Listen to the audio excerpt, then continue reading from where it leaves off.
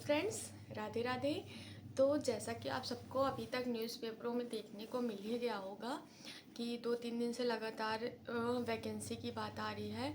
UP में जो सबसे बड़ी वैकेंसी आती है या तो टीचर की आती है या फिर पुलिस की आती है।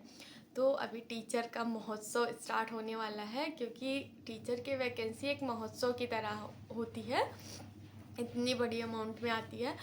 तो फिर आप सब लोग एकदम से मन लगा के अभी से जुट जाइए। और हाँ, जैसा कि आप लोग को ये भी पता है कि यूपी टेट 2021 के बाद से अभी तक नहीं हुआ है। तो ये तो श्योर है कि जब तक यूपी टेट नहीं करवाएंगे तब तक तो सुपर टेट नहीं लाएंगे। और जैसा कि आप सबको पता भी है कि मार्च या अप्रैल में चुनाव भी है, तो हो सकता है कि उसका विज्ञापन ये लोग चुनाव के पहले ही ला दें, क्योंकि ये सब तो चुनावी खेला है ही। इसीलिए इन्होंने अभी तक वैकेंसी नहीं लाई। 2019 के बाद से टीचर की वैकेंसी नहीं आई, 2021 के बाद से इन्होंने यूपी टेट नहीं करवाया है। तो कुछ ना कुछ तो बड़ा होगा ही चुनाव के पहले, क्योंकि ये सब इन्होंने चुनाव की वजह से ही बचा के रखी थी। अगर पहले दे देते तो हो सकता है चुनाव पे कुछ इफ़ेक्ट पड़ता, और अब देंगे तो तब पर भी चुनाव पे इफ़ेक्ट पड़ेगा ही। खैर, ये सब तो चुनाव की बातें जाने दीजिए। और चयन आयोग का गठन हो गया है, बहुत जल्दी ही आप लोग को कुछ बहुत बड़ा देखने को मिल सकता है।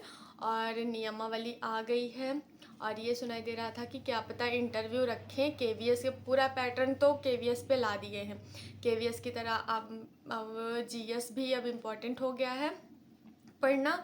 और जैसे वो प्राइमरी में भी, बेसिक में भी, माध्यमिक में भी और उच्च माध्यमिक में भी अब सब्जेक्टिव के साथ साथ आपको जीएस का भी पेपर देना पड़ेगा।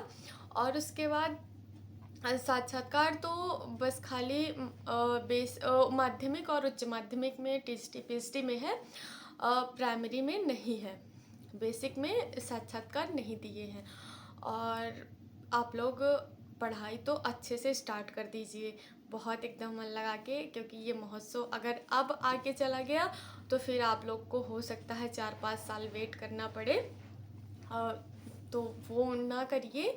और टेट भी अगर देखिए अप्रैल के पहले ने विज्ञापन दे दिया तो फिर बहुत तेज़ी से, जैसा कि आप लोग को देखने को मिल ही रहा है कि बिहार में भी कितनी जल्दी जल्दी 10-15 दिन के अंदर वो लोग फॉर्म फिल करवा रहे हैं, एग्ज़ाम ले रहे हैं। तो फिर यूपी में भी कुछ इसी तरह का देखने को मिल सकता है। तो आप लोग एकदम मन से पढ़ाई में जुट जाइए, आप लोग को कुछ नहीं सोचना है। और ये हो रहा था ना कि मतलब बहुत सारे बच्चे ये कह रहे हैं कि यूपी में तो कभी नहीं आएंगे, तो निराश मत होइए, हमेशा आशावादी रहिए जब भी मौका मिले। क्योंकि निराश हो जाएंगे तो फिर अगर मौका मिलेगा तो आप लोग उतने अच्छे से अपने आप को नहीं दे पाएंगे, आप उतना पॉजिटिव नहीं हो पाएंगे। इसलिए पॉजिटिव रहिए, आशावादी रहिए, ताकि जब भी मौका मिले तो उस मौके का फ़ायदा उठा पाए। Thank you.